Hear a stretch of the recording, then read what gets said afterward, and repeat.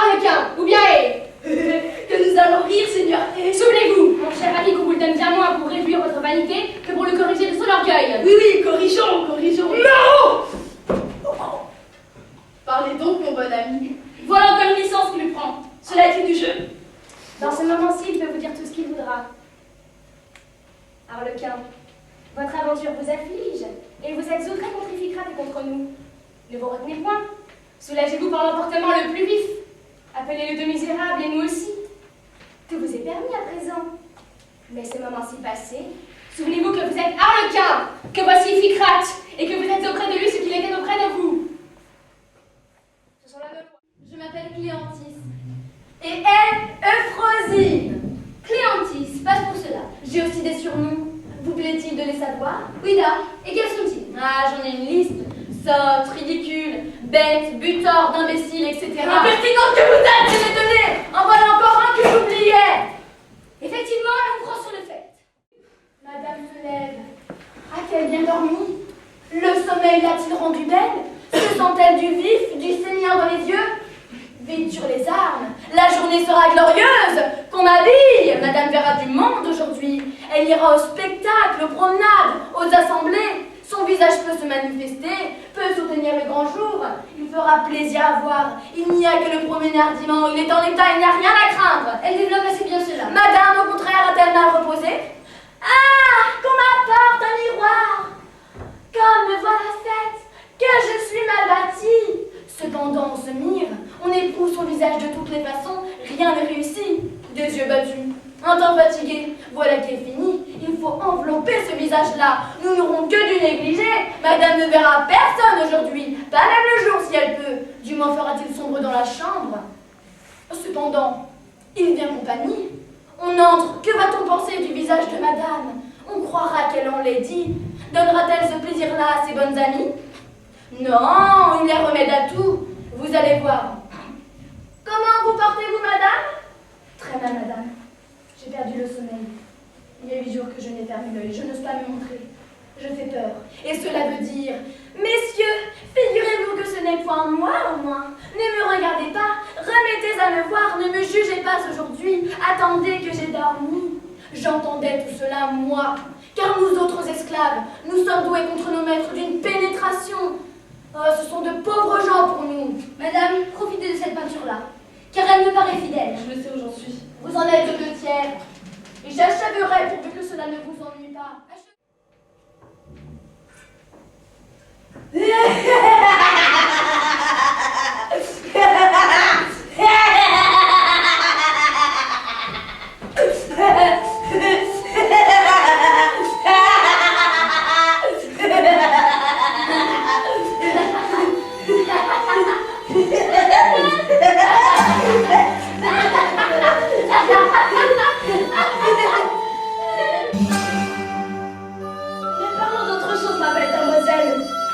À cette heure-ci que nous sommes gaillards.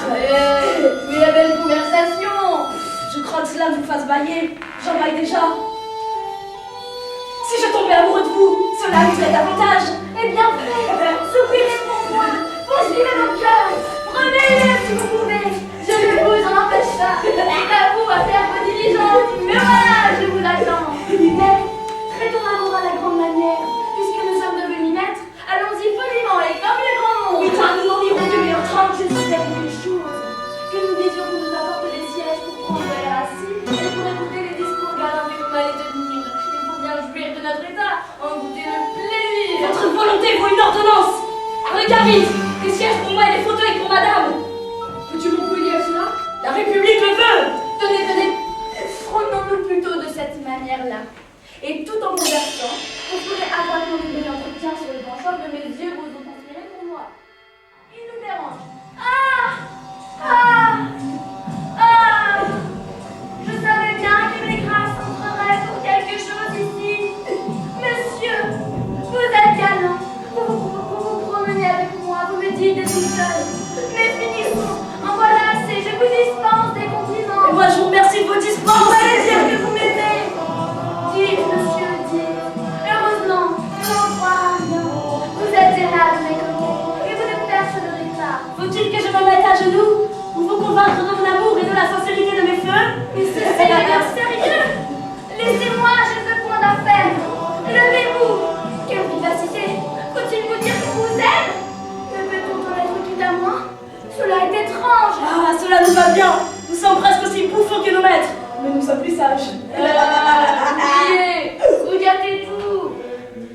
car ma foi, vous êtes aimable et moi aussi.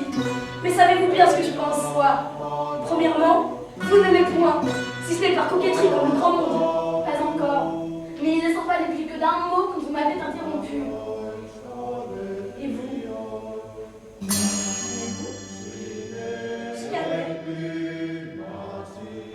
Où suis-je? Et quand cela finira-t-il?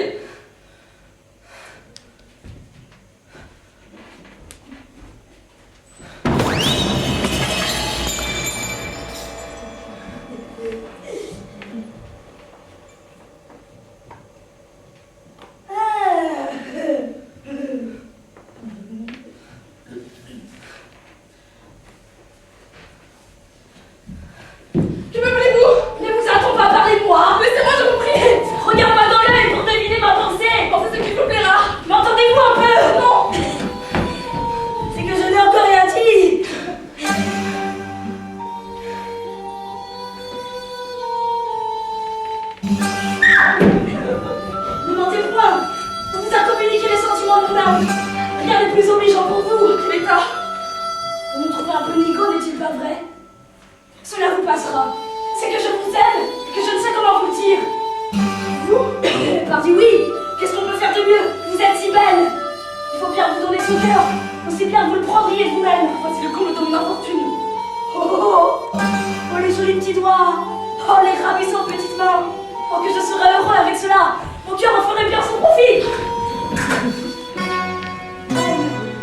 Je suis tendre, mais vous ne voyez point.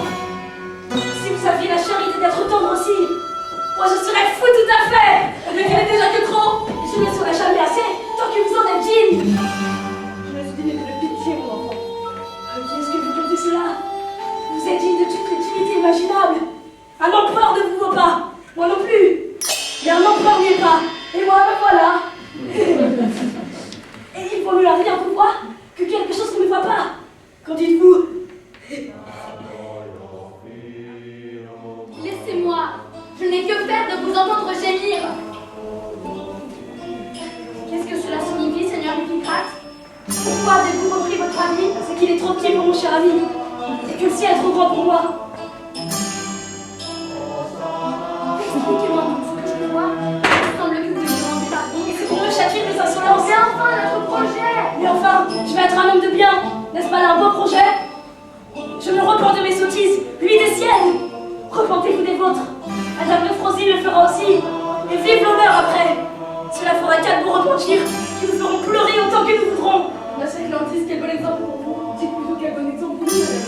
Ah, vraiment, nous y voilà avec vos beaux exemples. Voilà tous les gens qui nous méprisent dans le monde. Qui nous maltraitent, qui nous regardent comme des vers de terre, et puis qui sont trop heureux dans l'occasion de nous trouver 100 fois plus honnêtes gens qu'eux. Fille, que cela est vilain, tu n'as pour tout mérite que de l'or, de l'argent et de la dignité. C'était bien la peine de faire tant les glorieux. Où en seriez-vous aujourd'hui si nous n'avions pas eu d'autre mérite que cela pour vous?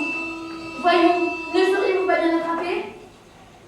Il s'agit de vous pardonner, mais pour avoir cette bonté-là, que faut-il être, s'il vous plaît? Riche? Non. Noble? Non. Grand seigneur? Point du tout. Vous étiez tout ça. En valiez-vous mieux? Et que faut-il être, donc? Ah, nous y voilà. Il faut avoir le cœur bon, de la vertu et de la raison. Voilà ce qu'il faut. Voilà ce qui est estimable, ce qui distingue, ce qui fait qu'un homme est plus qu'un autre. Entendez-vous, messieurs les honnêtes gens du monde? Voilà. Allez, vous devriez rougir. Ah, allons, mamie, soyons bonnes gens sans reprocher. Faisons du bien sans dire d'injures. Ils sont contris d'avoir été méchants. Cela fait qu'ils nous valent bien. Car quand on se repent, on est bon. Et quand on est bon, on est aussi avancé que nous. Approchez, Madame Euphrosine. Voici qu'elle pleure, elle vous pardonne. La rancune s'en va et votre affaire est faite. Il est vrai que je pleure. Ce n'est pas le bon cœur qui me manque. Que vois-je? Vous pleurez, mes enfants? Vous vous embrassez? Ah, vous ne voyez rien. Nous sommes admirables. Nous sommes des rois et des reines. Au final, la paix est conclue. La vertu a arrangé tout cela. Et il ne nous faut plus qu'un bateau et qu'un batelier pour nous en aller. Et si vous nous les donnez, vous serez presque aussi honnêtes gens que nous.